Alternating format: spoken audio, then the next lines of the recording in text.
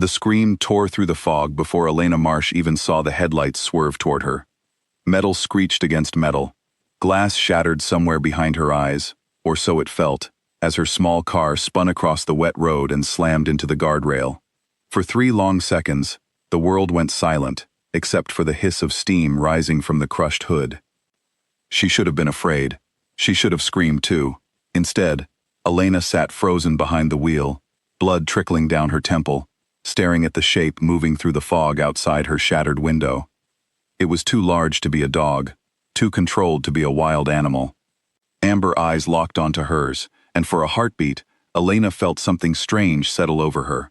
Not terror, but recognition, as if some forgotten part of her had been waiting for this exact moment her entire life. The wolf did not attack. It circled her wrecked car once, sniffed the air, and let out a low sound that was almost a question. Then, just as quickly, it vanished into the trees lining Route 9, the old forest road that everyone in Millbrook Hollow avoided after dark. Elena had ignored the warnings tonight because her shift at the diner ran late, and the highway route added 40 minutes to her drive home. She would remember that decision for the rest of her life. Minutes later, when the ambulance found her, she told the paramedics she had swerved to avoid a deer. It was easier than explaining the golden eyes that still burned behind her eyelids every time she blinked. Elena had always been the kind of person people forgot in a crowded room. 26 years old, unremarkable by every ordinary measure, she worked the closing shift at Ruth's Diner on the edge of town, poured coffee for truckers and lonely old men, and went home to a small rented house where she lived alone with a cat named Biscuit and a stack of unpaid bills. Her co-workers liked her well enough, but no one ever asked her to join them after work. Her landlord barely remembered her name. She was invisible, and for years, she had told herself that invisibility was safety. What she did not know, what she could not have known, was that somewhere beyond the tree line surrounding Millbrook Hollow, an entire hidden world moved through the shadows, following rules older than the town itself. The Ashford Pack had claimed this territory for over a century, hidden in plain sight among hunters, hikers, and forest rangers who never asked too many questions about the wildlife reports that never quite added up. Cain Ashford, the alpha who led that pack, had been the wolf in the fog. He returned to the pack lodge just before dawn, his boots caked in mud, his jaw tight with something his second in command, a broad-shouldered man named Draven Cole, immediately noticed.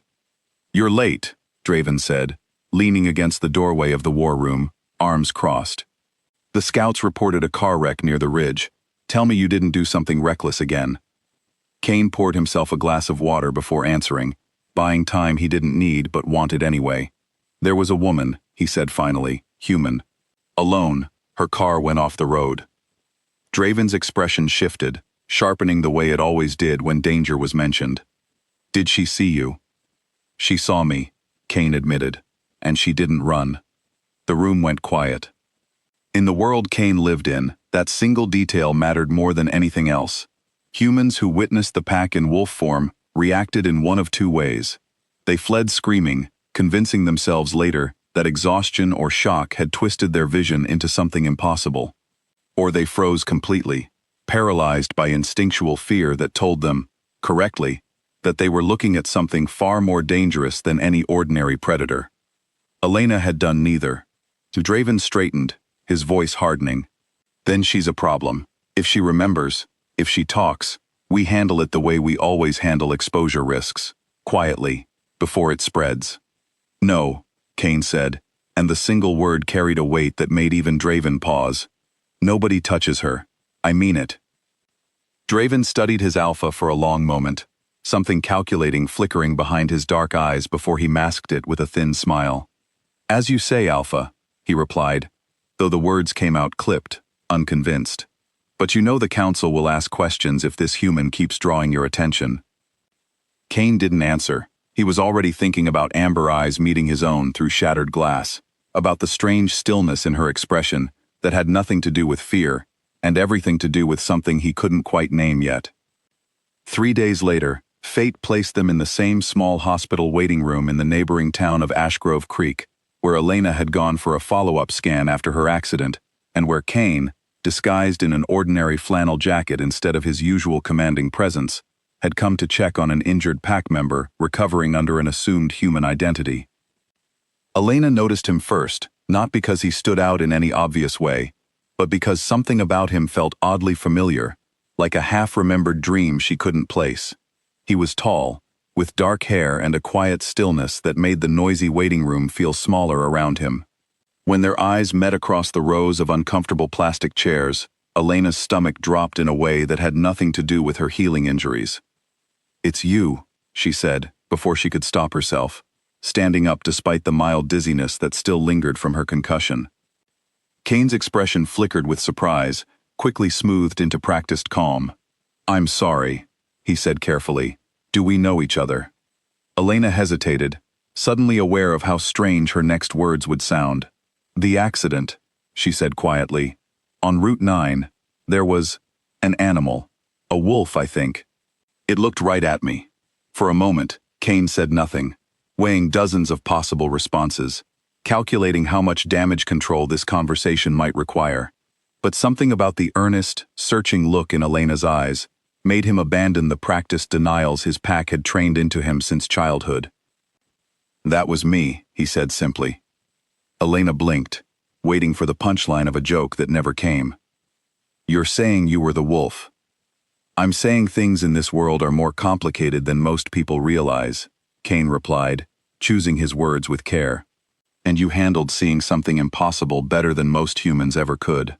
Instead of fear, curiosity lit up Elena's face, chasing away the last traces of hospital fatigue.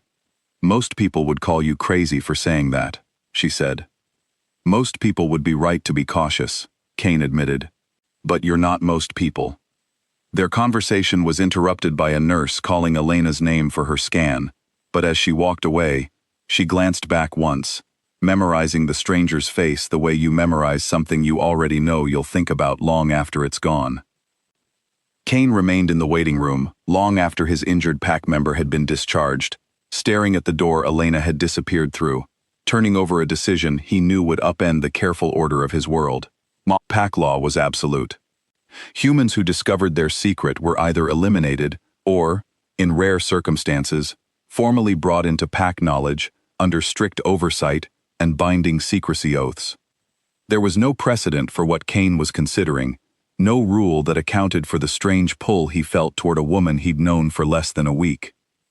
When Elena finally emerged from her appointment, cleared of any lasting injury beyond a fading bruise on her forehead, she found Kane waiting exactly where she'd left him. "I have a proposal," he said, standing as she approached. "It might sound strange. Stranger than a talking wolf man?" Elena asked, a small smile tugging at her lips despite the seriousness in his tone. Kane almost laughed, an unfamiliar sound to his own ears. "Almost. Let me buy you coffee," he said instead. "And I'll explain everything you're willing to hear." Elena should have said no. Every rational instinct told her that agreeing to follow a mysterious stranger, who had just confirmed he could transform into a wolf, was, at minimum, deeply unwise. But some quieter voice inside her, one she'd never fully listened to before, whispered that this moment mattered, that walking away now would mean losing something she didn't yet understand, but somehow already needed. "Okay," she said. "One coffee." They sat in a corner booth of a small cafe near the hospital, and over the next 2 hours, Kane told her carefully edited truths about a world hidden beneath the surface of Millbrook Hollow. A world of packs and territories and ancient laws designed to keep humans safely unaware. He watched her reactions closely, ready to stop at the first sign of panic or disbelief that might put her in danger. Instead, Elena listened with wide, fascinated eyes, asking question after question, her fear steadily giving way to wonder. "You're not scared," Kane observed near the end of their conversation, genuine curiosity coloring his voice.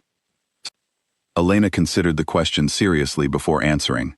"I think I should be," she admitted. "But mostly I just feel like pieces of something are finally starting to make sense. Ever since I was a kid, I've had these moments, this pull toward the woods, like I belonged there more than anywhere else. My parents used to worry about it. I never told anyone because I didn't understand it myself." Something shifted in Kane's expression, sharp and searching, though he kept his voice even. "That's not typical for a human," he said carefully. "I'm not asking you to explain it," Elena replied, misreading his hesitation as discomfort. "I just wanted you to know you're not the only one carrying something strange." Kane didn't press further that day, though the observation lodged itself in his mind like a splinter he couldn't ignore. As their conversation wound down and evening approached, he found himself reluctant to let her walk back into an ordinary life that suddenly felt, to him, dangerously exposed. "The roads aren't fully safe right now," he said as they stood to leave. "There have been rogue wolves testing pack boundaries near your side of town. I'd feel better knowing you made it home without trouble." Elena raised an eyebrow, amused despite herself. "Are you offering to be my personal bodyguard, Kane Ashford?" "I'm offering exactly that," he said, and he meant it more seriously than his light tone suggested. That evening, as Kane walked Elena to her door beneath a sky just beginning to darken, neither of them could have predicted how quickly their worlds would become impossible to separate, nor how many forces within the pack were already watching this unlikely connection with rising suspicion. Draven had eyes everywhere, loyal wolves who reported every unusual movement back to him, and word of the Alpha's afternoon spent with a human woman had already begun spreading through pack channels like wildfire through dry brush. Standing on Elena's porch as she fumbled for her keys, Kane felt the weight of a decision pressing down on him, one he hadn't fully made yet, but could feel approaching with the same inevitability as a change in season. Pack law existed for good reason. Humans complicated everything, exposed vulnerabilities, invited danger from rival packs who would exploit any perceived weakness without hesitation.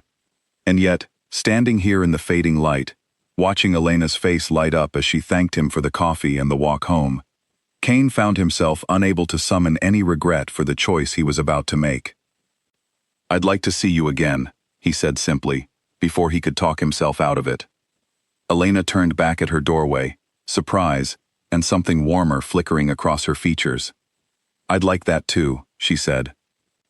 As Kane walked away from her house that night, disappearing into the tree line that bordered her small backyard, he was already aware that he had crossed a threshold there would be no easy return from.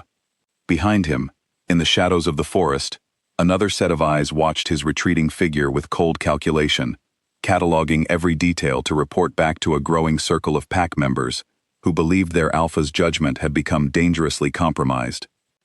The fog that had brought Elena and Kane together that first night on Route 9 had lifted completely by morning, but the storm it had set in motion was only beginning to gather strength, far beyond what either of them could yet imagine. Over the following days, Kane found reasons to see Elena that had nothing to do with pack business, and everything to do with a pull he couldn't fully explain, even to himself. He told himself it was caution, that keeping watch over a human who now knew pack secrets was simply responsible leadership. But the truth, quieter and more insistent, was that he thought about her amber-lit gaze through shattered glass more often than any Alpha probably should. Elena, for her part, found her ordinary life reshaping itself around the strange, thrilling possibility that the world was far bigger and stranger than she'd ever imagined, and that somehow, against every reasonable expectation, she had found herself standing at its center. Neither of them yet understood how much danger that center would bring. A week after their first cup of coffee together, Elena stood at the edge of a world she never knew existed, staring up at a wooden lodge so large it looked like it belonged in a different century. Kane had brought her here at dusk, his hand resting lightly at the small of her back, guiding her past centuries she barely noticed, until they stepped aside to let their Alpha pass. "You don't have to be nervous," Kane said, sensing the tension in her shoulders. "Easy for you to say," Elena replied, managing a small laugh despite the flutter of nerves in her chest. "You grew up here. I'm the human walking into a wolf pack's home." Kane stopped just before the heavy oak doors and turned to face her fully. "Nobody here will hurt you," he said, his voice low and certain. "I give you my word."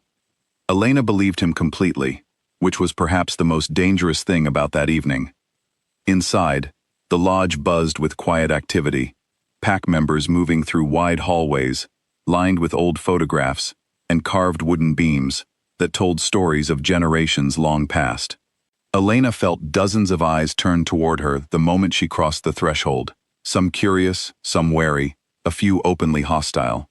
She kept her chin up and her steps steady, remembering something her grandmother used to say, that fear only grew bigger the more attention you gave it. Among the crowd gathered near the great hall stood Draven, arms folded, his expression carefully neutral in a way that somehow felt more unsettling than open hostility would have been. He watched Elena's every movement, cataloging details with the precision of a man building a case rather than simply observing a guest. "Alpha," Draven said as Kane approached, his tone respectful on the surface but edged with something sharper underneath.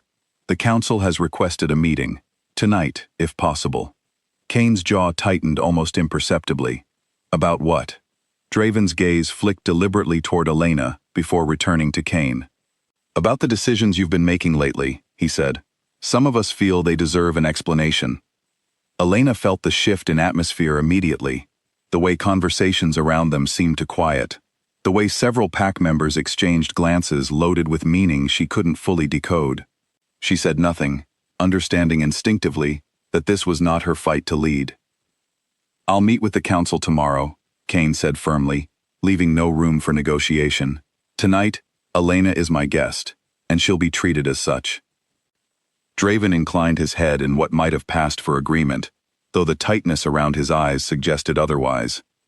"As you wish, Alpha," he said, before turning and disappearing into the crowd, already composing the report he intended to deliver to the elders the moment an opportunity presented itself.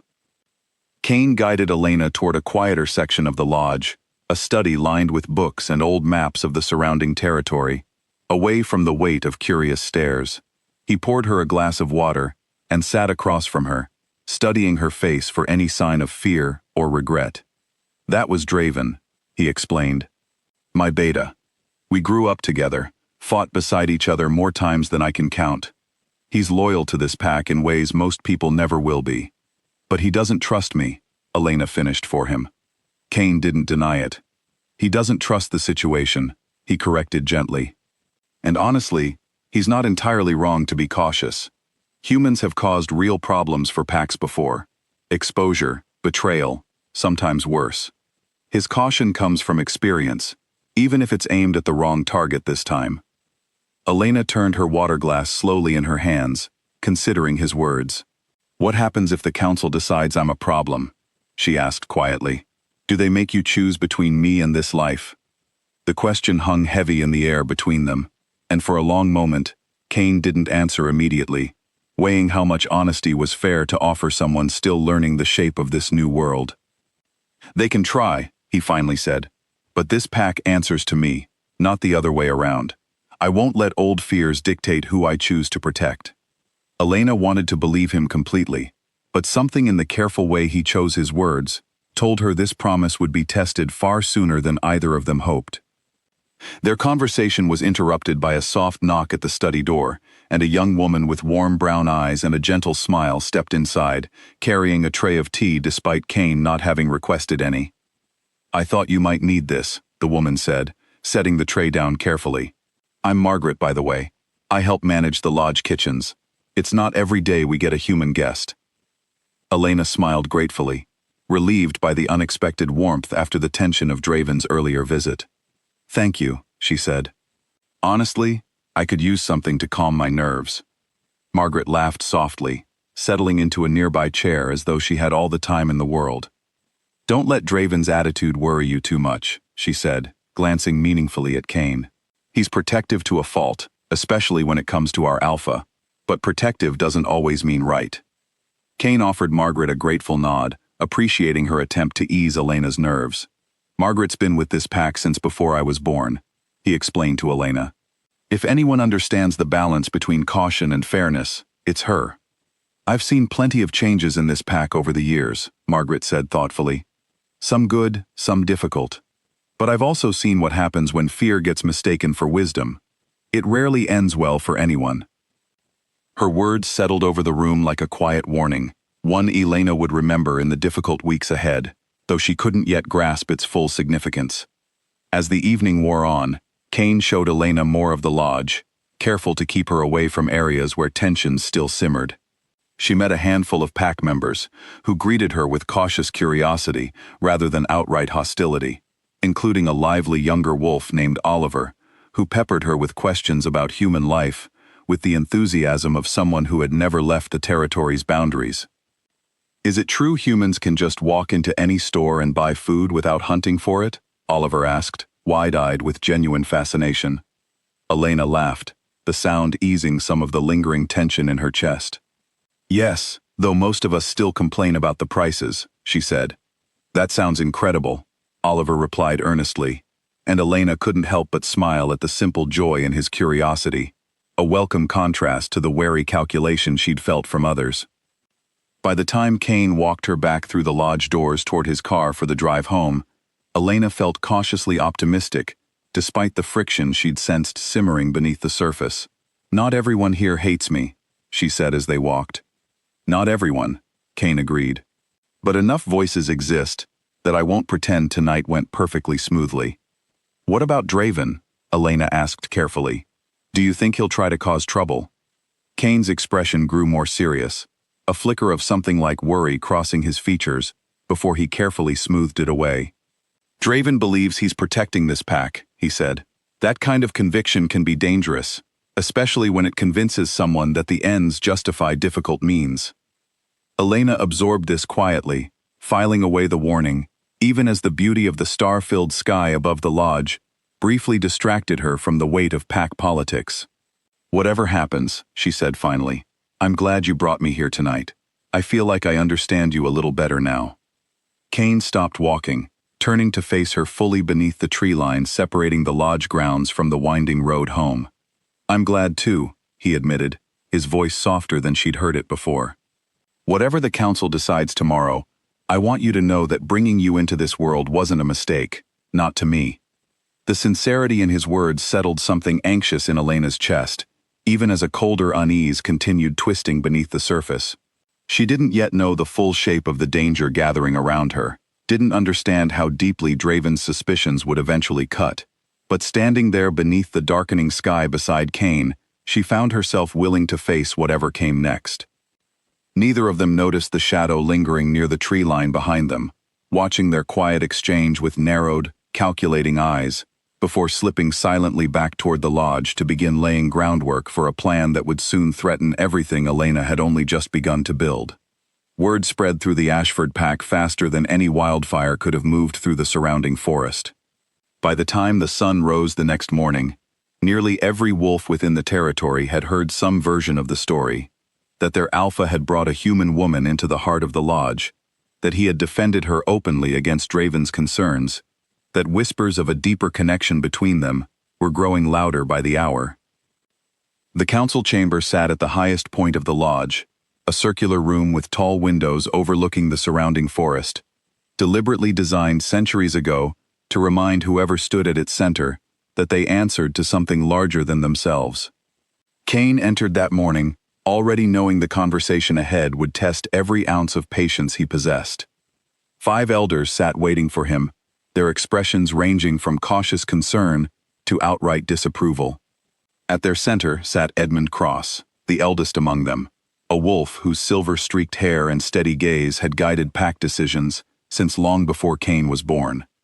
"Alpha," Edmund began, his voice measured and calm despite the weight of his words. "We called this meeting because concerns have reached us that require your direct attention. A human woman has been granted access to pack grounds, has interacted freely with our members, and appears to hold your personal attention in a manner that some among us find troubling."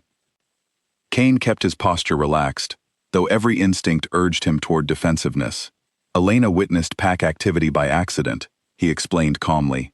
"Rather than eliminate the risk through more severe means, I chose to bring her fully into our confidence under proper oversight, exactly as pack law allows in cases of unavoidable exposure."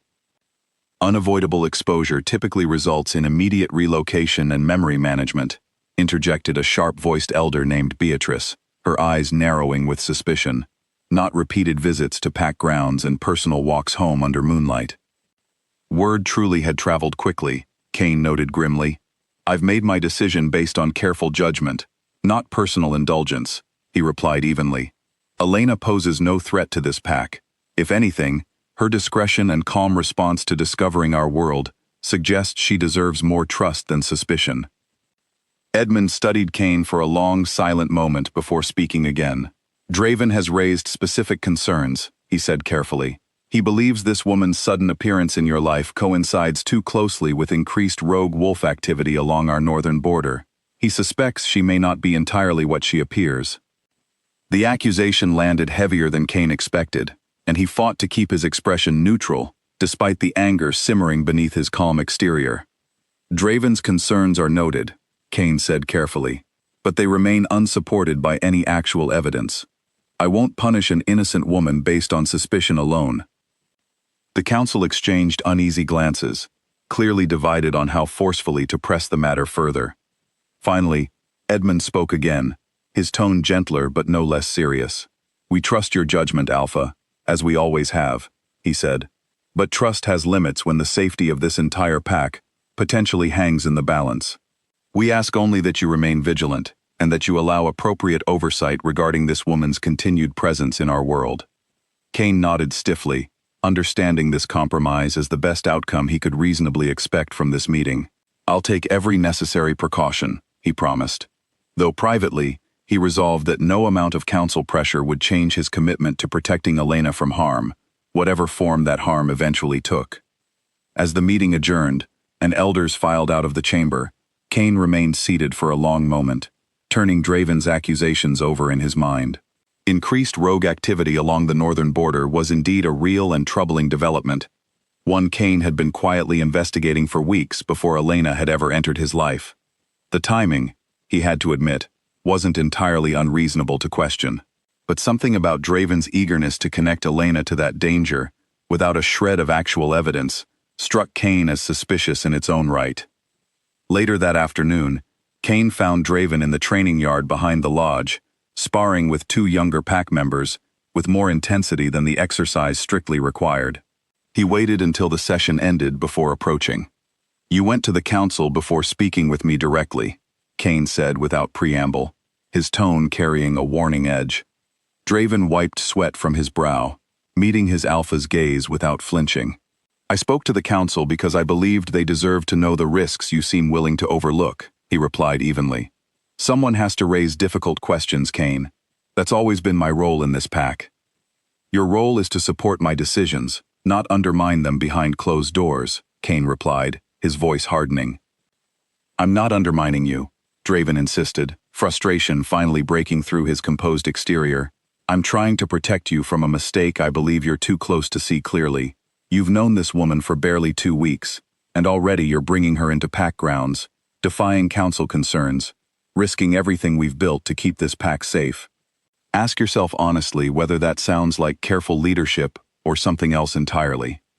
Kane's jaw tightened, old friendship warring with rising frustration. This isn't about Elena specifically, is it?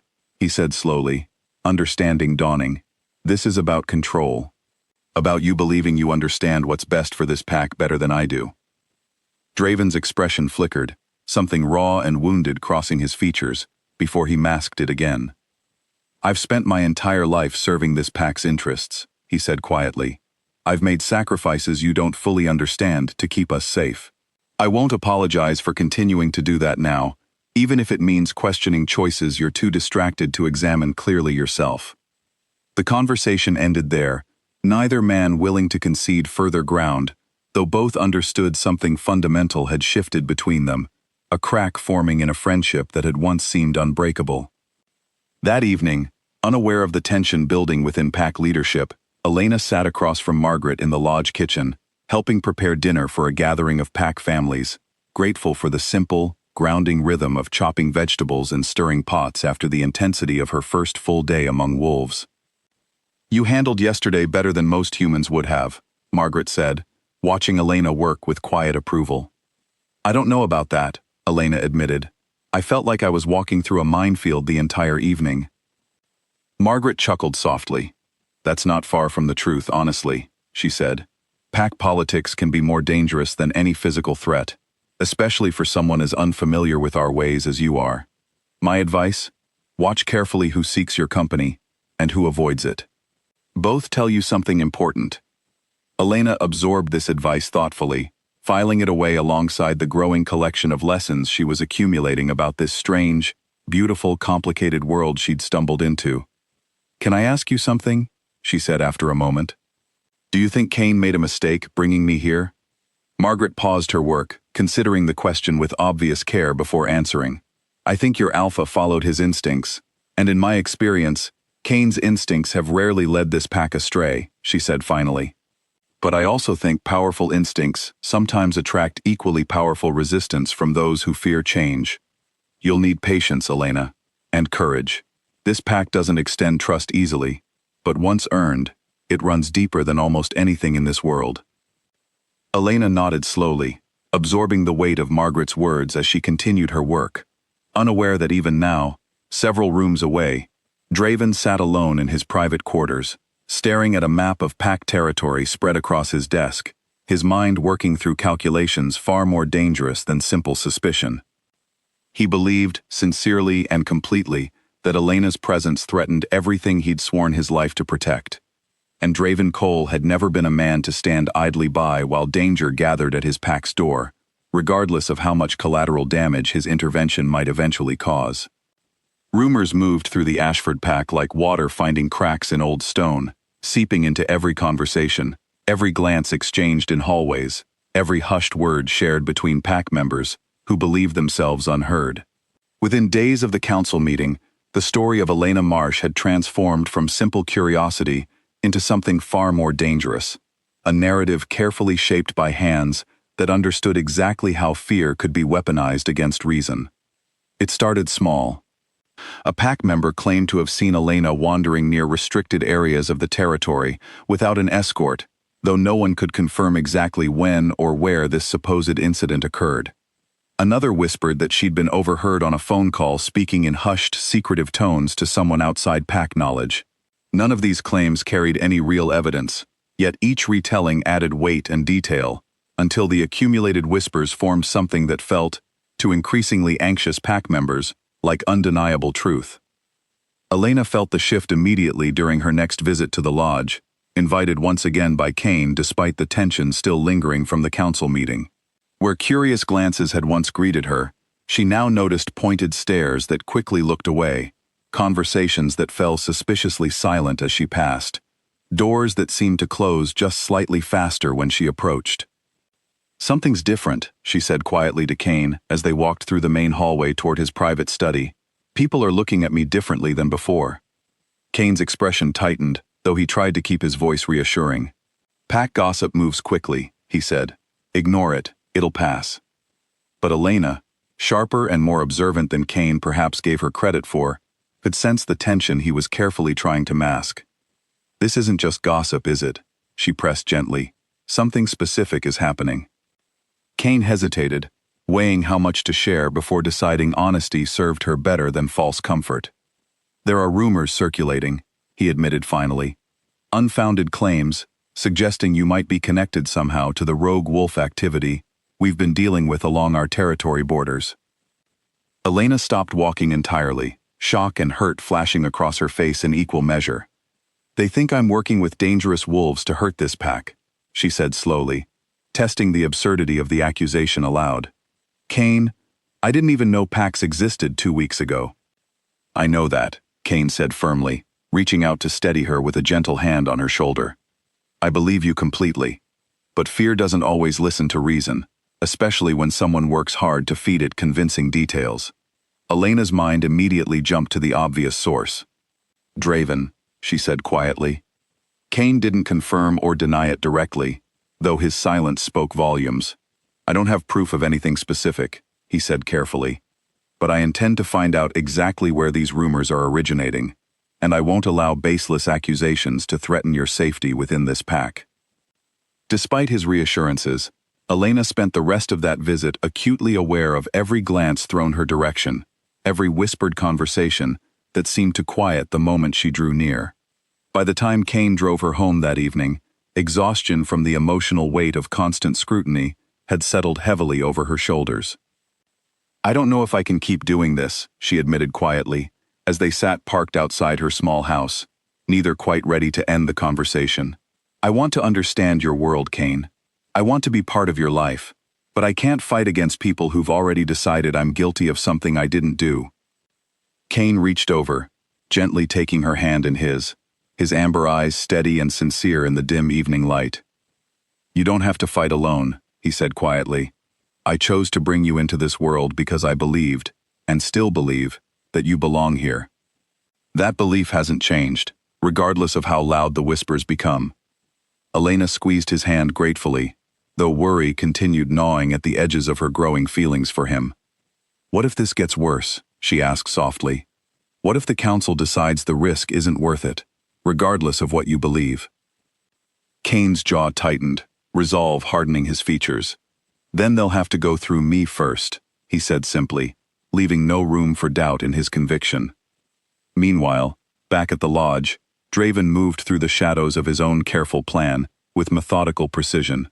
He had convinced himself entirely that his actions served the greater good of pack safety, that whatever discomfort or pain his manipulations caused Elena mattered less than protecting generations of Ashford wolves from a threat he genuinely believed she represented, whether consciously or not.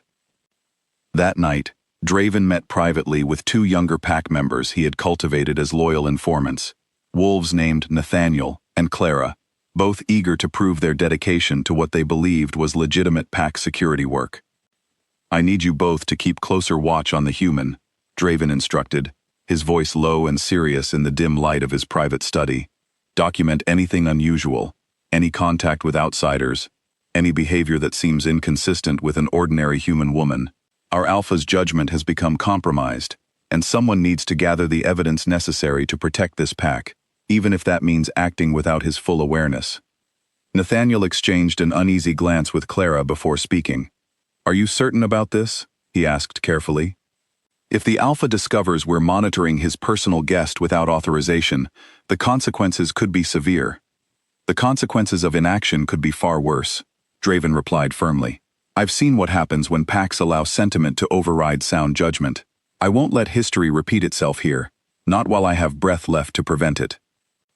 Convinced by Draven's sincere conviction, both younger wolves agreed to his plan, unaware that their trusted beta's certainty stemmed from genuine belief rather than any concrete evidence. A dangerous combination that would soon set irreversible events into motion. Over the following days, Elena noticed increasingly strange occurrences that unsettled her growing sense of belonging within pack territory. She spotted unfamiliar wolves watching her from tree lines during her visits to the lodge. She found herself the subject of pointed questions from pack members she barely knew, questions disguised as friendly curiosity but carrying undertones of suspicion she couldn't quite ignore. During one visit, while waiting for Kane to finish handling pack business, Elena struck up conversation with young Oliver, the enthusiastic wolf who had befriended her during her first visit to the lodge. Everyone seems so tense lately, Elena observed carefully, hoping his youthful honesty might offer clearer insight than the careful diplomacy she'd grown accustomed to from older pack members. Oliver glanced around nervously, before lowering his voice. There's talk that Draven's gathering evidence against you, he admitted quietly. Some of the younger wolves have been asked to report anything suspicious. I don't think it's fair, honestly. You've been nothing but kind since you got here. Elena's stomach twisted with a mixture of vindication and dread at having her suspicions confirmed so plainly. Thank you for telling me, Oliver, she said sincerely. That took courage. Oliver shrugged, though pride flickered briefly across his young features at her acknowledgement. I just don't think it's right, watching someone get blamed for things they haven't done, he said simply. Armed with this confirmation, Elena debated whether to share what she'd learned with Kane immediately, or wait for stronger evidence that wouldn't simply escalate tensions between him and his beta further. She chose, ultimately, to tell him everything, understanding that secrets, however well-intentioned, had no place in a relationship she hoped might eventually become something lasting and real. Kane's reaction to the news was immediate and severe, anger flashing hot and fast across his usually controlled features. This ends now, he said firmly, already moving toward the door to confront Draven directly. Elena caught his arm gently, slowing his momentum. Confronting him in anger will only prove his point that your judgment is compromised, she said carefully. Maybe there's a smarter way to handle this. Kane paused, forcing himself to breathe through the surge of protective fury still coursing through him. You're right, he admitted reluctantly. But I won't allow this to continue unchecked. Draven needs to understand there are limits to how far his suspicions can carry him before real consequences follow. That evening, Kane requested a private meeting with Draven, determined to address the growing rift between them before it caused irreparable damage to pack unity. Unaware that Draven's carefully orchestrated plan had already progressed far beyond simple surveillance, moving steadily toward a confrontation that would soon threaten everything Elena had begun building within this fragile, complicated new world she'd chosen to embrace. The private meeting Kane requested took place in the same council chamber where tensions had first been formally acknowledged, though this time only two figures occupied the circular room, its tall windows now framing a sky heavy with gathering storm clouds that mirrored the mood inside. You've been having pack members monitor Elena without my authorization, Kane began, his voice carefully controlled despite the anger still simmering beneath the surface. I want to understand exactly why you believed that was an acceptable course of action. Draven met his alpha's gaze steadily, refusing to show any hint of shame or hesitation, because someone needed to gather actual information, rather than relying entirely on trust extended too quickly to someone we barely know. He replied evenly, I did what I believed necessary to protect this pack. You did what you believed necessary to prove a theory you've already decided is true, Kane countered sharply. Have your informants actually found anything? Any real evidence connecting Elena to rogue activity? Or is this simply confirmation of suspicions you invented from nothing? Draven's jaw tightened, a flicker of uncertainty crossing his features before he masked it with practiced composure. The investigation is ongoing, he said carefully. These things take time to develop properly. Kane studied his old friend for a long moment, disappointment and frustration warring within him. We grew up together, Draven, he said quietly. I trusted you with responsibilities few others in this pack have ever held, and now I find you conducting secret surveillance on someone under my direct protection, using pack resources without my knowledge or consent. Do you understand how serious a breach that represents?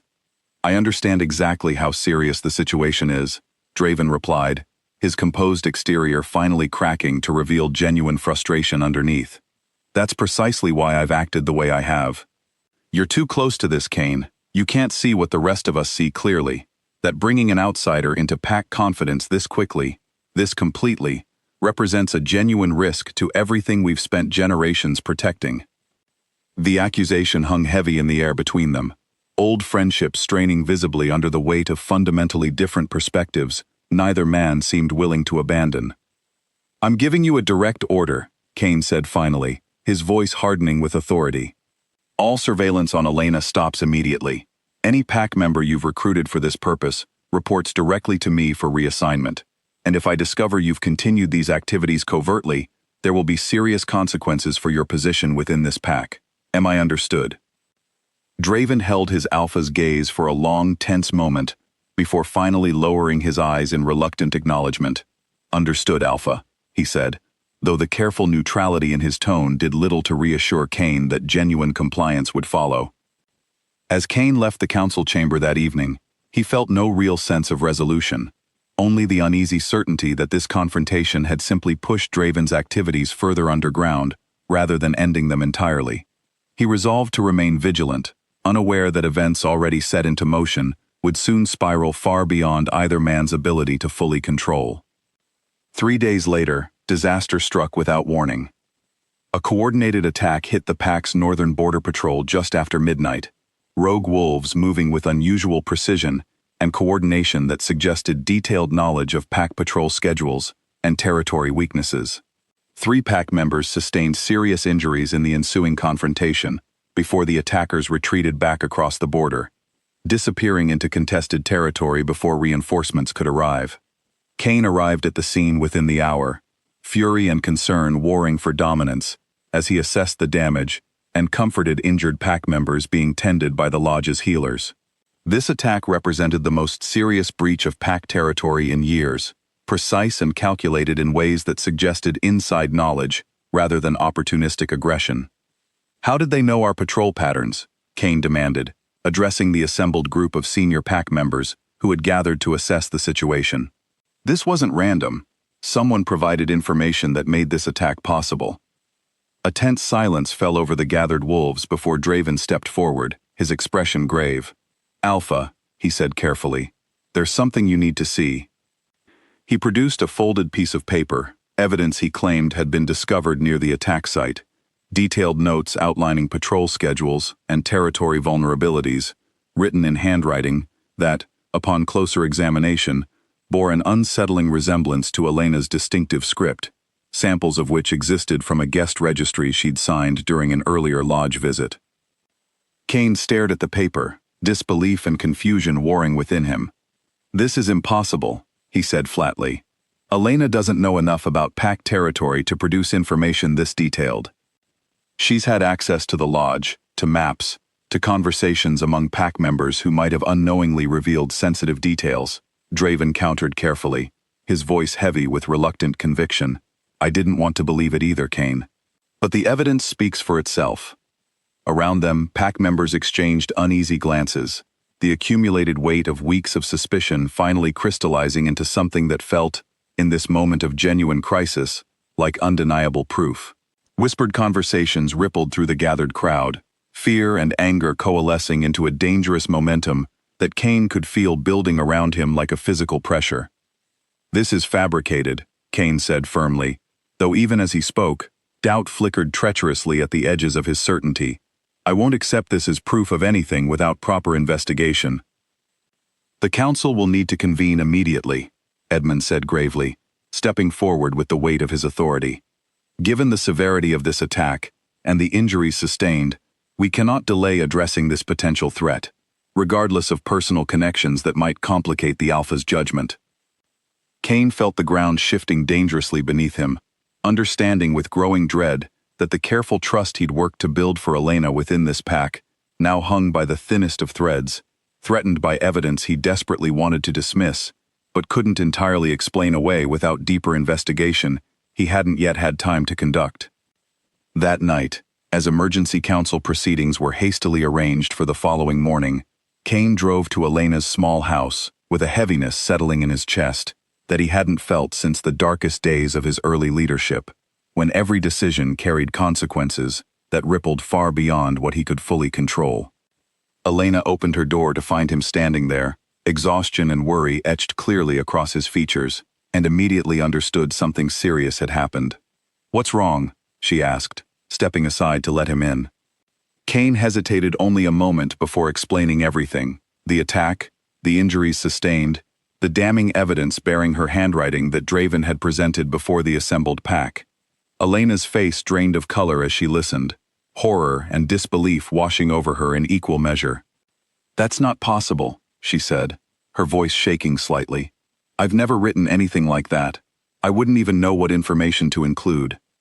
"I believe you," Kane said firmly, taking her hands in his. "But the council convenes tomorrow morning, and I need you prepared for what's likely to be a difficult confrontation. This evidence, however fabricated it might be, carries serious weight given the timing and severity of the attack." Elena sank onto her couch, overwhelmed by the sudden weight of accusations she couldn't fully comprehend being leveled against her. "What happens if they don't believe me?" she asked quietly. "What happens if the council decides I'm guilty?" Kane knelt before her, taking her face gently in his hands, his amber eyes fierce with a determination that left no room for doubt. "That won't happen," he said firmly. "Whatever the council decides, whatever accusations they choose to believe, I won't allow harm to come to you. I promise you that completely, Elena."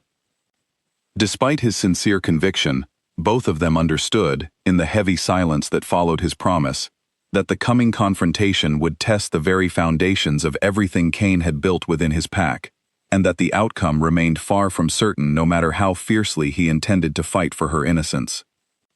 Outside, beneath a sky finally beginning to clear after days of gathering storms, Draven stood alone at the edge of the forest bordering Elena's neighborhood, watching the lights burning steadily within her small house, wrestling privately with a growing unease he refused to fully acknowledge, even to himself, about the true nature of the evidence he had presented so confidently before the pack that day.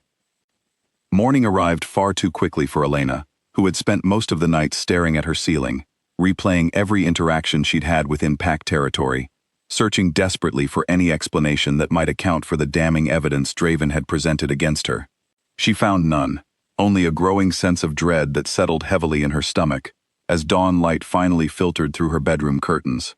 Kane arrived precisely on time, dressed in a manner more formal than she'd yet seen him, the weight of his role as Alpha, visible in every controlled movement, every careful word he offered, as they drove together toward the lodge for the emergency council session. "Whatever happens in there," he said as they approached the imposing building, "remember that I stand beside you completely. This council can question evidence, but they cannot simply override my judgment without proper cause, regardless of how convincing Draven's presentation might initially appear."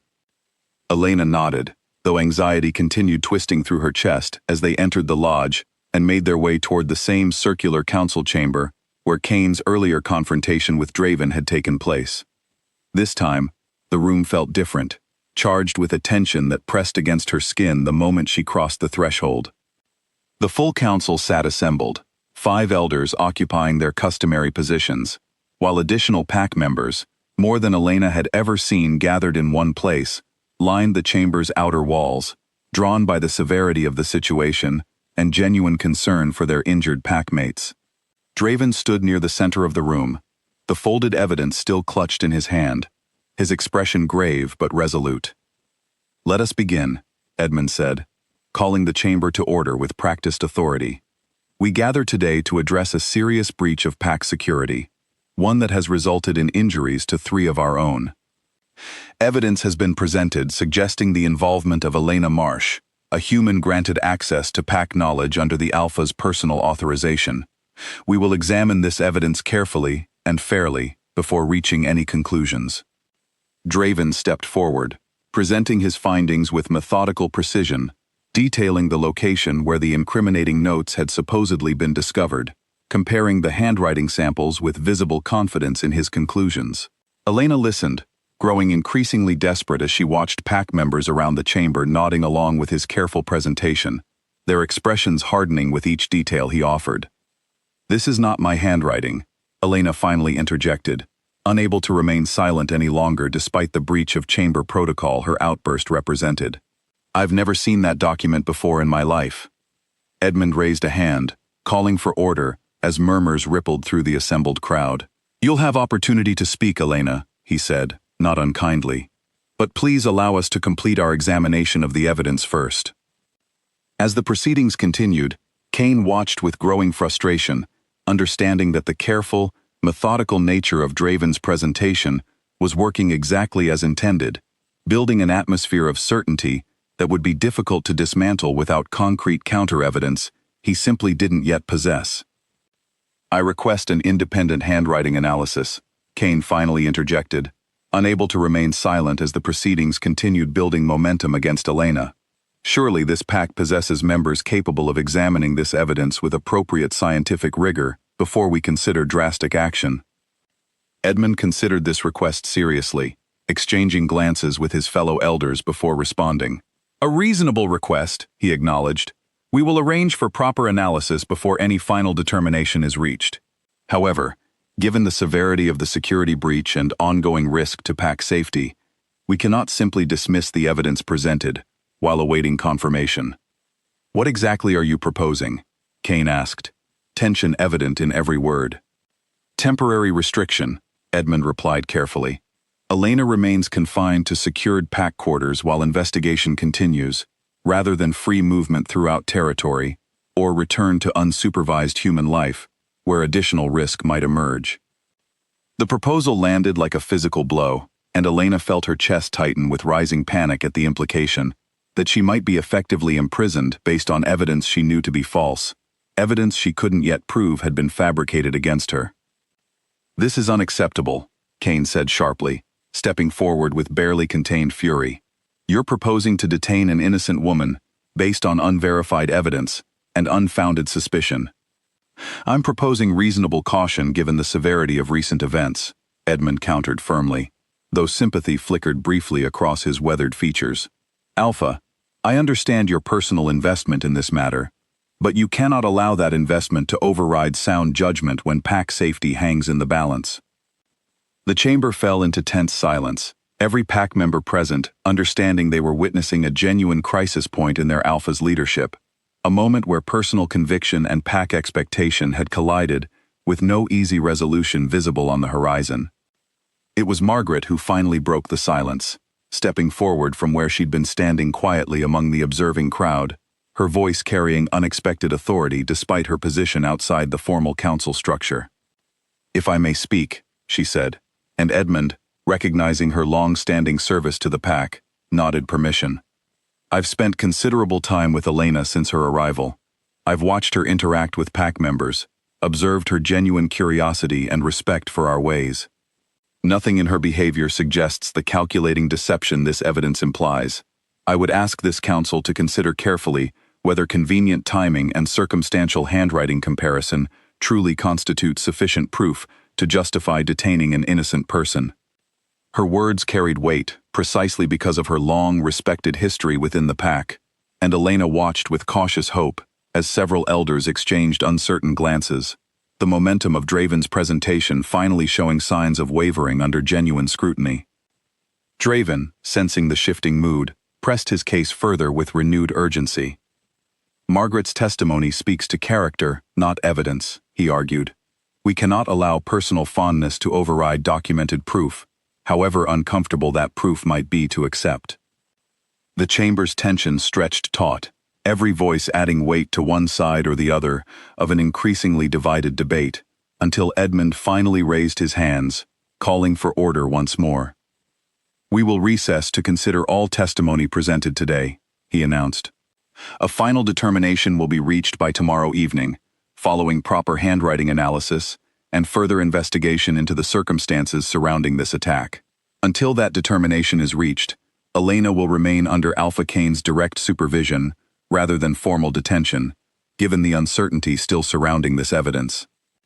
It was a compromise, imperfect and unsatisfying to nearly everyone present, but Elena felt a small measure of relief wash through her regardless, grateful to avoid the more severe restriction initially proposed. As the chamber began to empty, Kane guided her quickly toward a private exit, both of them eager to escape the weight of dozens of judging eyes. Once alone in a quiet hallway, away from the dispersing crowd, Elena finally allowed the fear she'd been suppressing throughout the proceedings to surface fully. "They actually believe I could do something like this," she said, her voice trembling slightly. "People I've smiled at, people I've tried to be kind to, they think I'm capable of helping hurt this pack." Kane pulled her gently into an embrace, offering what comfort he could despite the uncertainty still hanging over both their futures.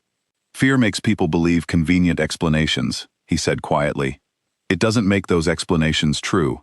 We have until tomorrow evening to find real answers, and I intend to use every moment of that time investigating exactly how that evidence came to exist." As they left the lodge together that afternoon, neither noticed Draven watching their departure from an upper window, his expression troubled in ways that had nothing to do with satisfaction over his presentation's apparent success.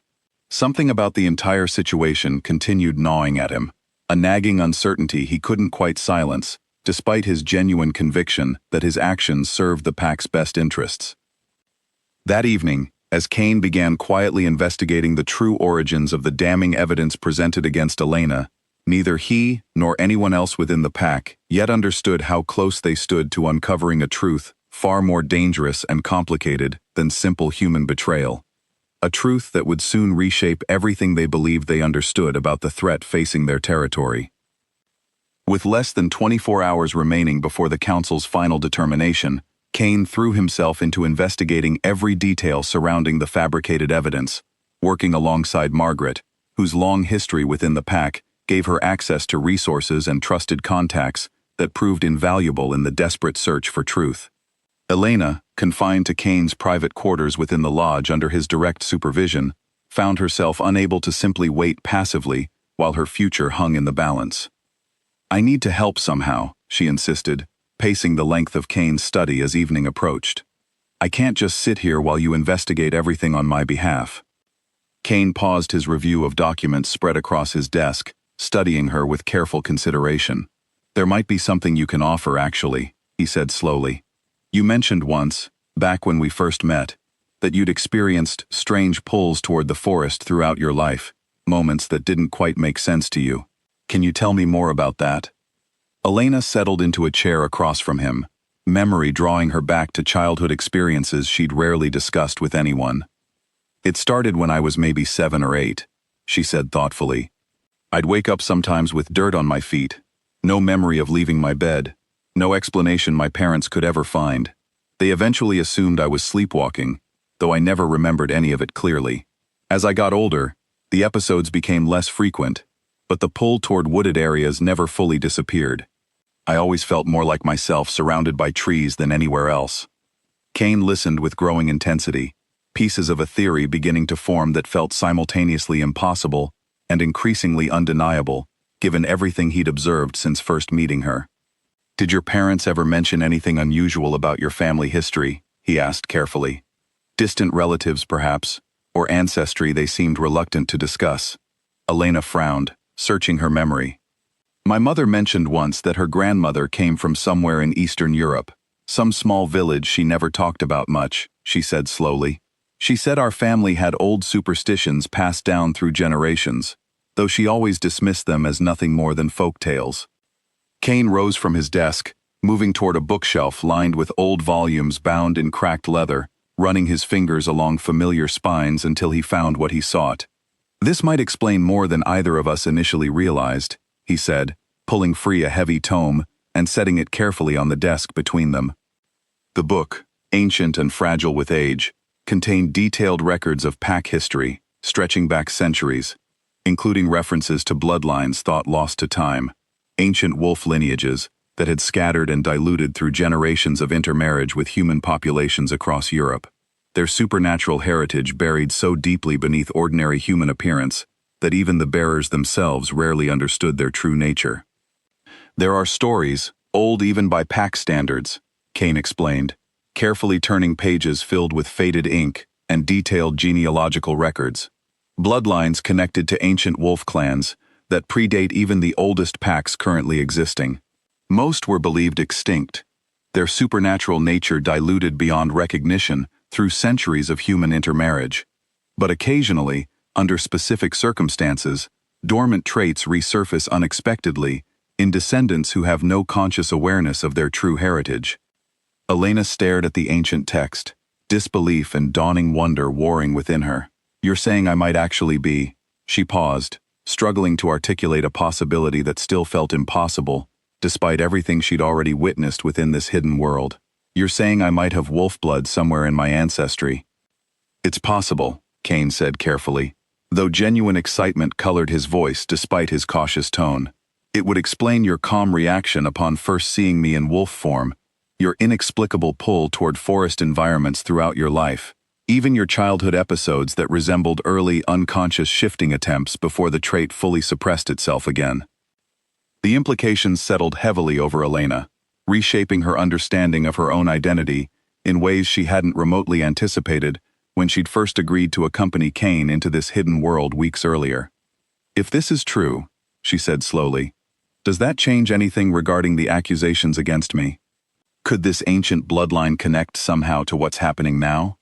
Kane considered this carefully before answering. I don't believe your heritage relates directly to the attack or the fabricated evidence, he said finally. But it does suggest something important about why you've adapted so remarkably well to a world that should, by every reasonable expectation, have overwhelmed you entirely. Their investigation was interrupted by an urgent knock at the study door, and Margaret entered, her expression carrying the weight of significant discovery. I found something, she said without preamble, moving quickly to spread several documents across Kane's desk. I traced the paper used for the incriminating note back to its source. It came from pack supplies, specifically from a private stock kept within Draven's personal quarters. Kane's expression darkened with dangerous understanding. You're certain of this? He asked, though something in his tone suggested he already suspected the answer. Completely certain, Margaret confirmed. I compared the paper stock directly. There's no mistaking the match. Additionally, I spoke quietly with Nathaniel, one of the younger wolves recruited into Draven's surveillance efforts. He expressed serious doubts about the evidence's authenticity once I explained my concerns, though he was clearly frightened about the consequences of speaking against his mentor directly. Elena felt a complex mixture of vindication and fresh anger settling over her at this confirmation of what she'd suspected all along. He fabricated the entire thing, she said, disbelief coloring her voice despite already having anticipated this exact possibility. He's willing to frame an innocent person just to prove his point. I don't believe Draven sees it that way, Kane said slowly, working through the troubling implications even as anger simmered beneath his controlled exterior. I believe he's convinced himself completely that some deeper threat exists, that you represent danger regardless of concrete proof, and that fabricating evidence simply accelerates a conclusion he already considers inevitable and necessary. That doesn't make it acceptable, Margaret said firmly. Whatever his intentions, deliberately framing an innocent person, especially one under the Alpha's direct protection, represents a serious violation of pack law and personal trust. Kane nodded grimly, already formulating the confrontation that would need to happen before the council reconvened the following evening. We need Nathaniel's testimony formally documented, he said, and I want direct confirmation from Draven himself before I present this evidence to the council. He deserves the opportunity to explain himself, however unlikely that explanation might prove satisfactory, given what we've uncovered. As Margaret departed to secure Nathaniel's formal testimony, Kane turned back toward Elena, relief and lingering anger mixing complicated emotions across his features. We're close to proving your innocence, he said softly, reaching for her hands. I promise you, whatever else happens, this ends tomorrow with the truth finally exposed. Elena squeezed his hands gratefully, though the revelation about her mysterious heritage continued swirling through her thoughts, alongside relief at finally having concrete evidence to counter Draven's fabricated case. There's still so much I don't understand about myself, she admitted quietly, about what this ancient bloodline might actually mean for who I really am.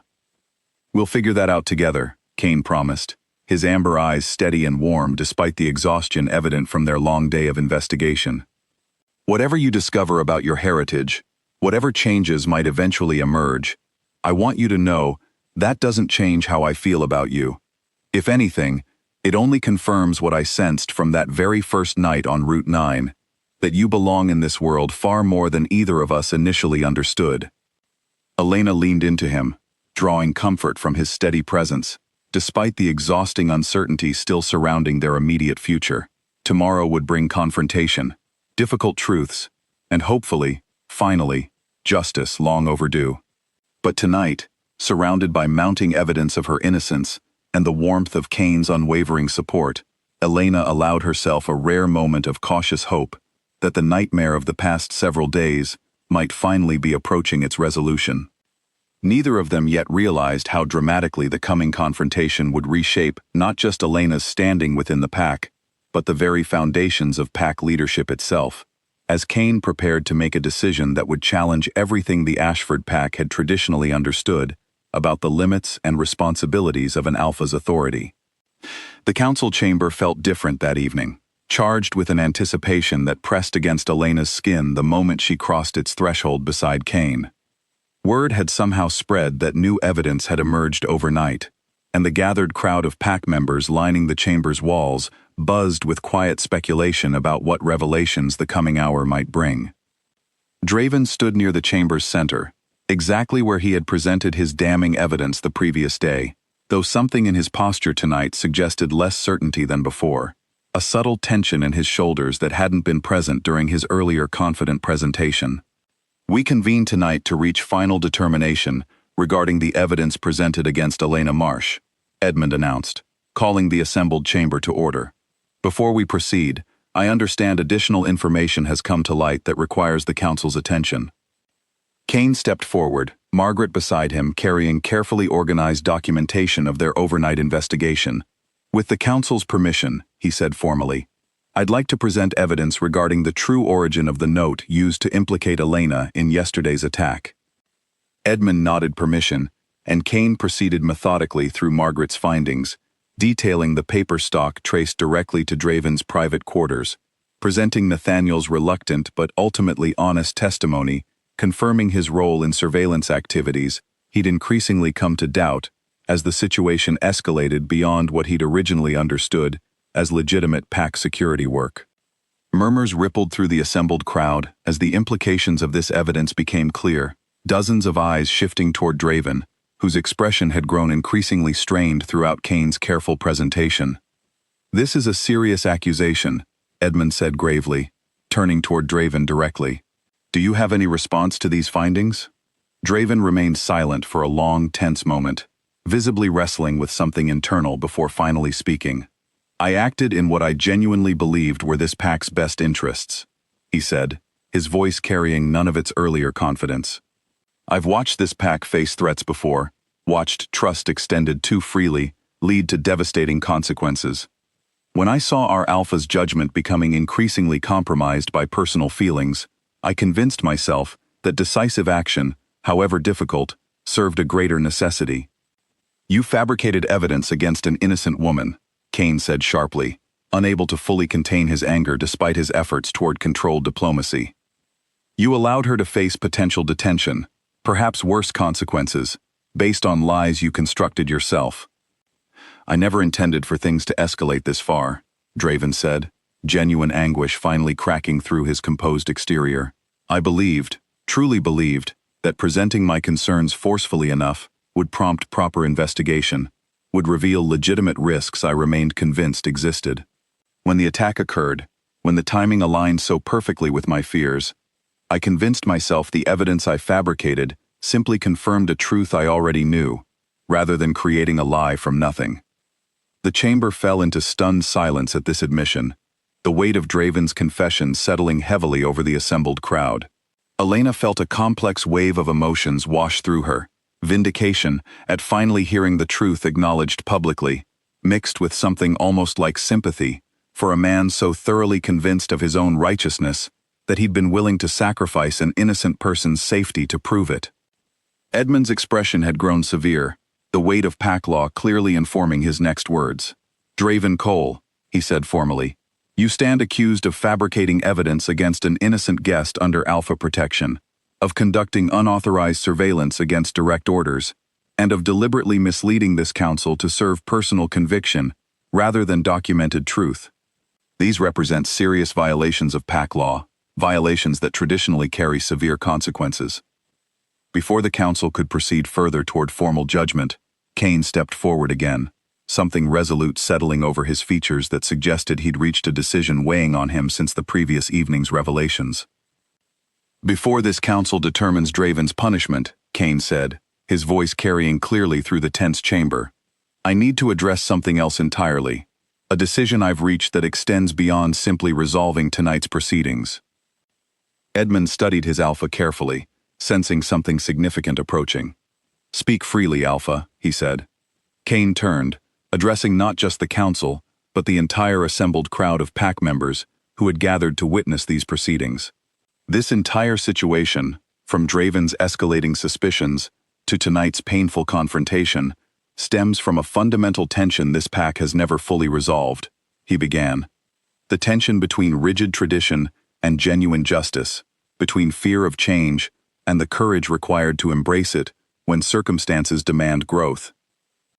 I've spent this entire ordeal defending Elena's innocence while simultaneously feeling the weight of pack expectation pressing against every decision I've made on her behalf, Kane continued.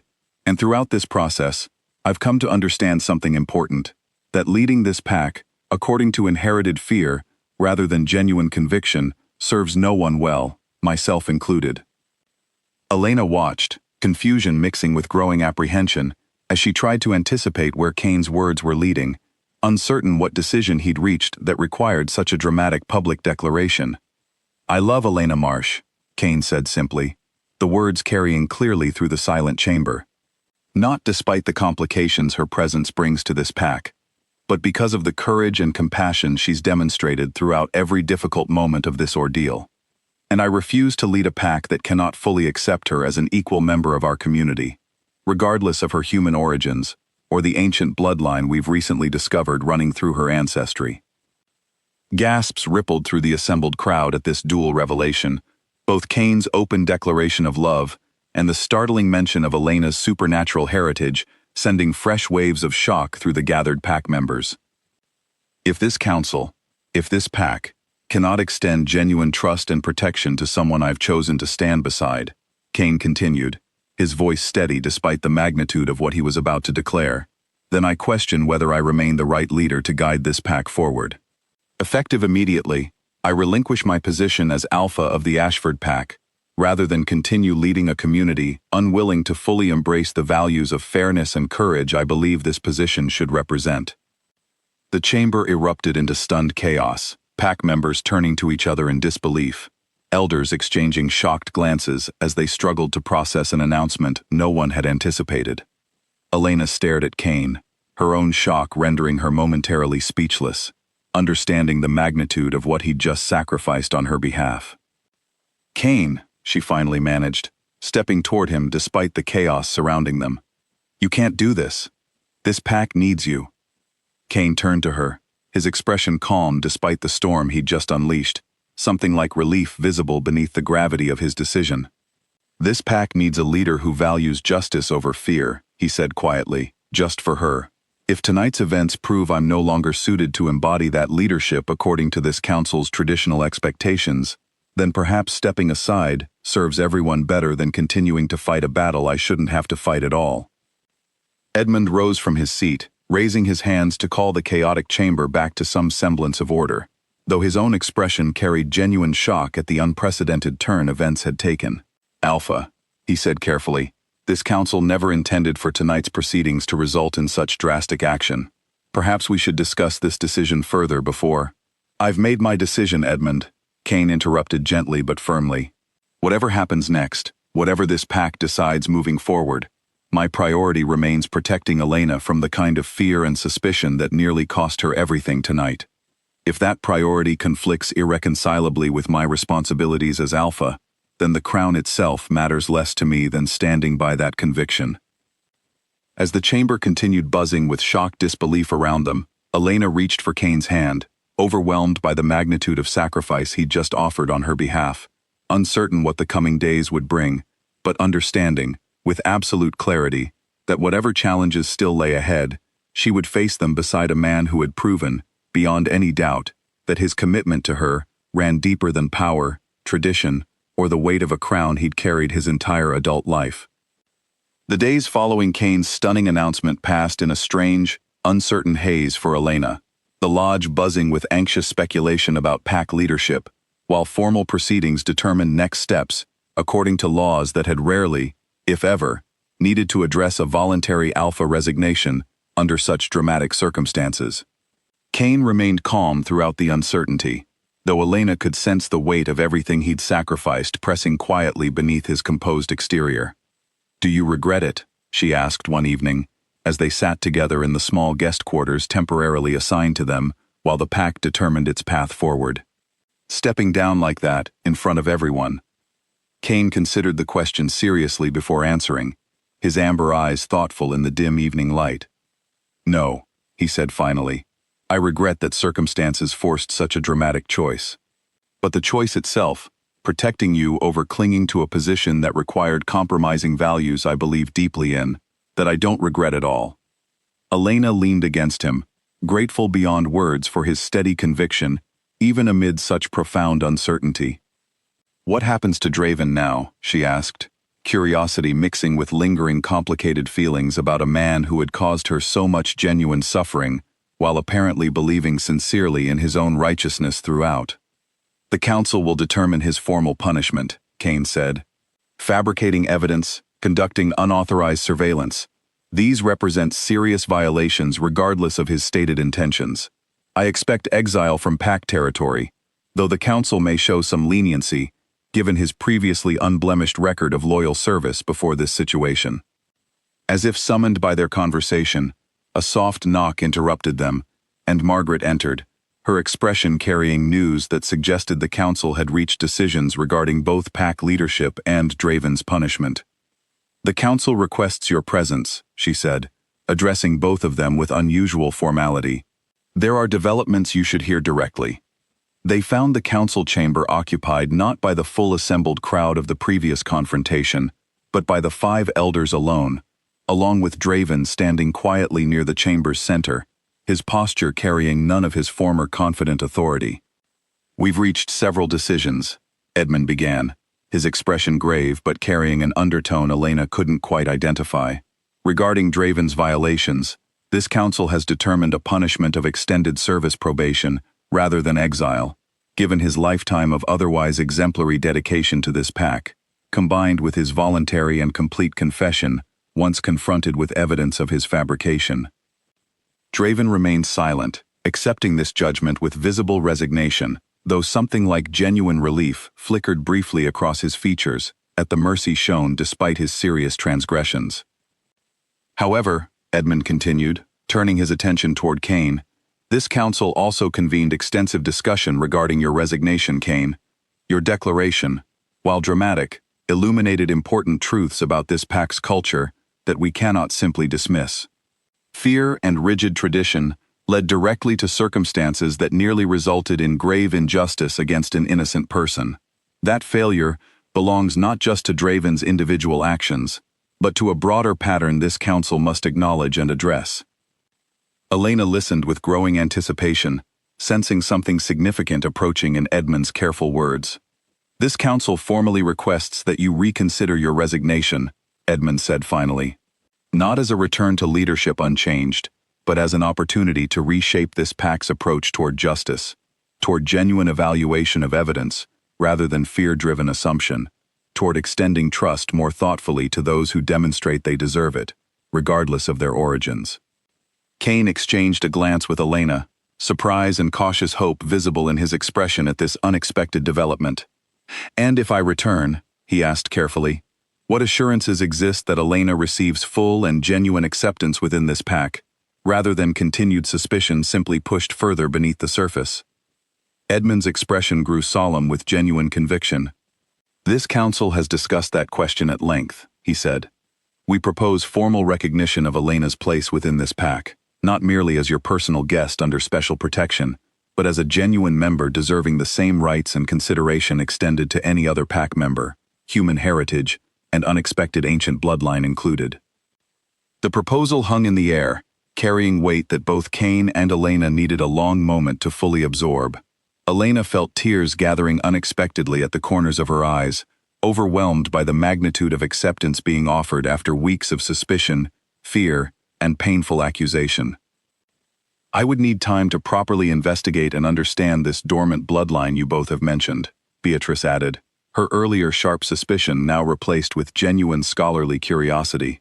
"If such ancient lineages truly persist within scattered human populations, that knowledge carries significant importance for this pack's understanding of our broader history and connections." Kane turned to Elena, silently seeking her thoughts on this remarkable turn of events, before responding formally to the council's proposal. "What do you think?" he asked quietly. "This is your future being discussed as much as mine." Elena wiped at her eyes, managing a small, genuine smile despite the emotional weight of the moment.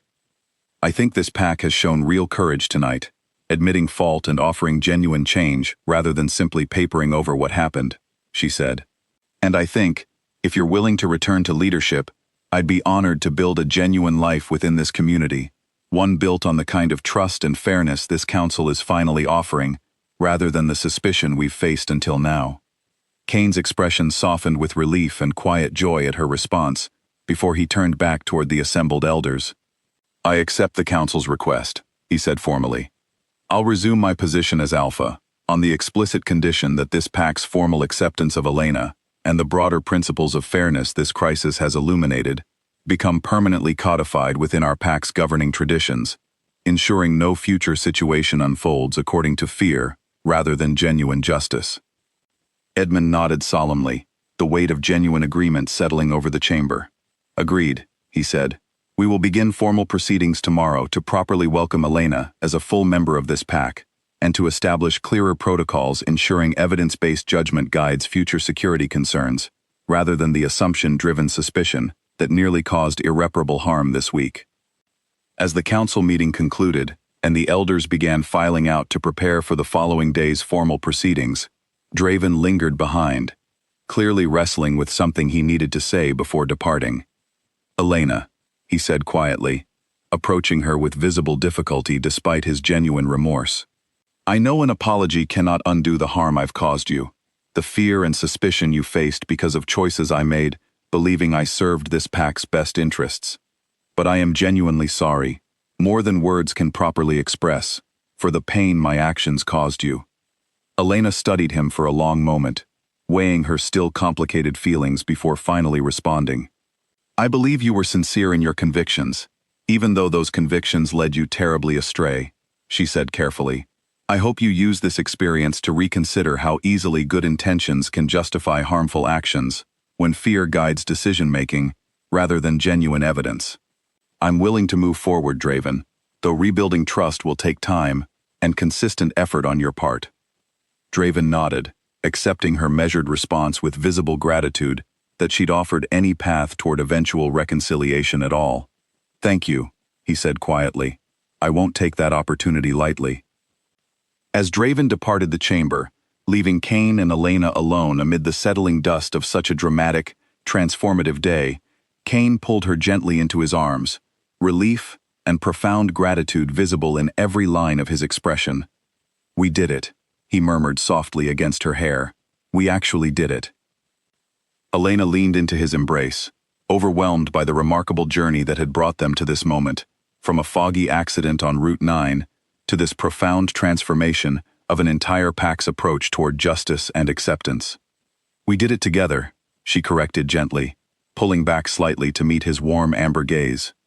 Every step of this impossible journey, together.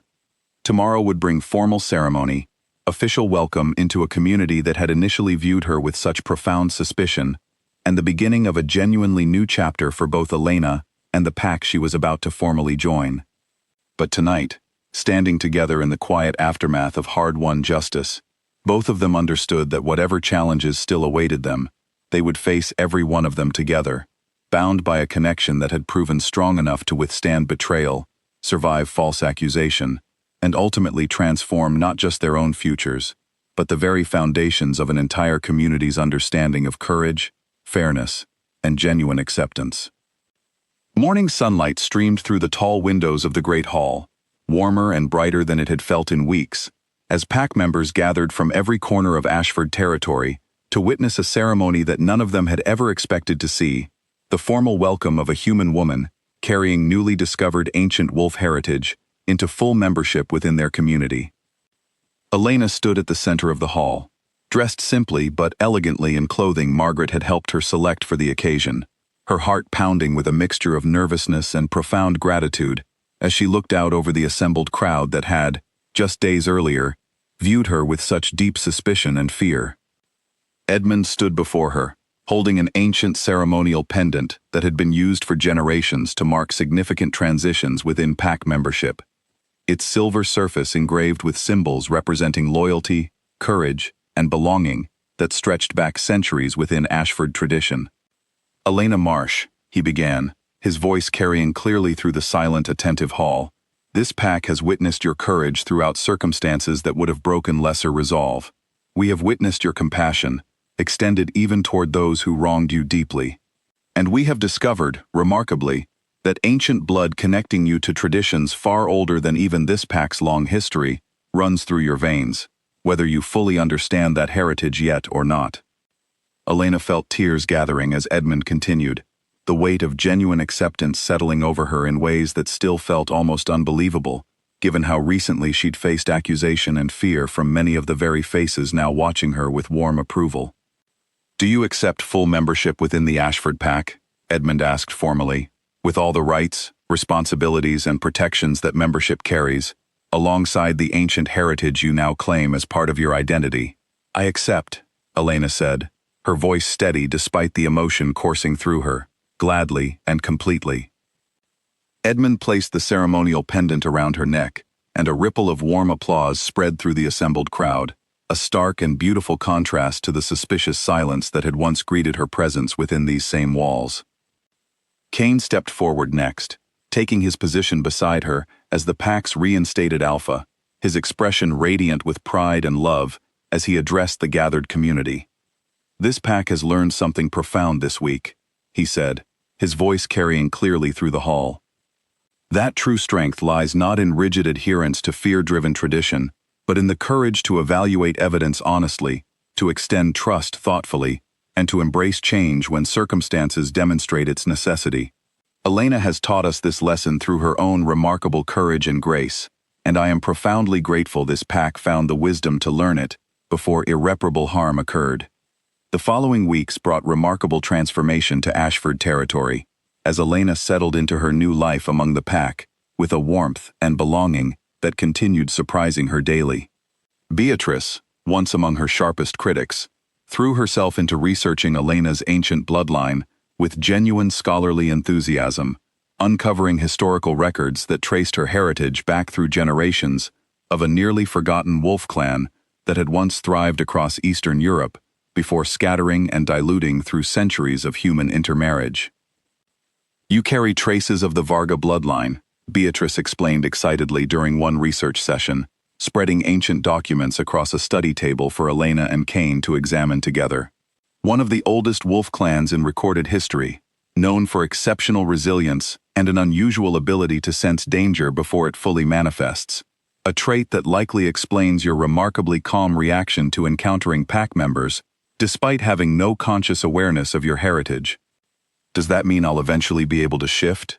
Elena asked, curiosity and excitement mixing as she considered possibilities that would have seemed utterly impossible just months earlier. Beatrice considered the question carefully. "It's possible, though dormant traits like yours sometimes remain permanently suppressed, only manifesting through heightened senses and instinctual awareness, rather than full physical transformation," she explained. "Either way, your heritage represents something remarkable, a living connection to history this pack believed lost forever." As months passed, Elena found herself increasingly at home within pack territory, developing genuine friendships that extended far beyond her initial connection with Kane and Margaret. Oliver remained a constant source of enthusiastic companionship, delighted to have someone patient enough to answer his endless curiosity about human customs, while even Nathaniel, whose reluctant testimony had proven crucial in exposing Draven's fabrication, gradually became a trusted friend, as guilt over his earlier involvement transformed into genuine loyalty and respect. Draven, true to his word, worked diligently to rebuild trust throughout his extended probation, his interactions with Elena gradually shifting from careful formality toward something approaching genuine friendship, as months of consistent, thoughtful behavior slowly demonstrated the sincerity of his remorse. Though their relationship never fully recaptured the easy warmth Elena shared with other pack members, mutual respect eventually replaced the painful tension that had once defined their connection. On a warm evening nearly a year after that fateful accident on Route 9, Kane led Elena through the familiar forest paths surrounding pack territory, following a route she now recognized as intimately as any place she'd ever called home. They walked in comfortable silence, the ease between them reflecting the depth of connection that had grown steadily stronger through every challenge they'd faced together. "Do you remember this spot?" Kane asked, stopping at a small clearing, overlooking the winding curve of Route 9, visible through gaps in the trees below. Elena smiled, recognizing the location immediately despite the peaceful transformation from that foggy, frightening night when her entire world had changed forever. "This is where you found me," she said softly, "where everything started." Kane nodded, reaching into his jacket pocket to retrieve something small that caught the fading evening light. "I've thought often about that night," he said, his voice carrying quiet emotion despite his steady composure, "about how something as simple as fog and a swerving car brought us together in ways I never could have anticipated. And I've thought about everything we've overcome since then, the suspicion, the false accusation, the sacrifice that nearly cost me everything I'd built within this pack." He knelt before her, and Elena felt her breath catch as understanding dawned, watching him open a small box containing a ring crafted with obvious care, its design incorporating subtle wolf imagery alongside symbols she now recognized from her own recently discovered heritage. "Elena Marsh," Kane said, his amber eyes steady and full of love despite visible nervousness beneath his composed exterior. "You arrived in this pack's life as someone we initially feared, someone many believed represented danger rather than belonging. You proved every one of those fears wrong through unwavering courage, remarkable compassion, and a strength that transformed not just my own life, but this entire pack's understanding of what genuine acceptance requires. I love you more completely than I ever believed possible, and I would be honored beyond words if you agreed to become my wife, my equal partner in leading this pack forward, and my companion for whatever remarkable adventures still await us. Tears streamed freely down Elena's face as she nodded, unable to find words adequate to express the overwhelming joy filling her heart. Yes, she finally managed, pulling Cain up into an embrace as he slipped the ring onto her finger. 1,000 times yes. As they stood together in that peaceful clearing, overlooking the very road where their extraordinary journey had first begun, both of them understood that whatever challenges the future might still hold, they would face every one of them as true equals, bound together not by fear or convenience, but by a love proven strong enough to survive betrayal, endure false accusation, and ultimately transform an entire community's understanding of courage, justice, and the profound strength that could emerge from embracing, rather than fearing, what initially seemed different. The Ashford Pack, once defined by rigid tradition and fear-driven suspicion, had discovered something far more valuable through Elena's remarkable journey among them, a renewed understanding that true strength lay not in guarding against change, but in the courage to evaluate truth honestly, extend trust thoughtfully, and embrace the profound growth that came from allowing love to triumph over fear. And as the sun set gently over the peaceful forest that had witnessed both the beginning of their extraordinary story and this joyful new chapter, Cain and Elena walked home together, hand in hand, ready to build a future neither of them could have imagined, that foggy night when a simple car accident had set an impossible, beautiful journey into motion.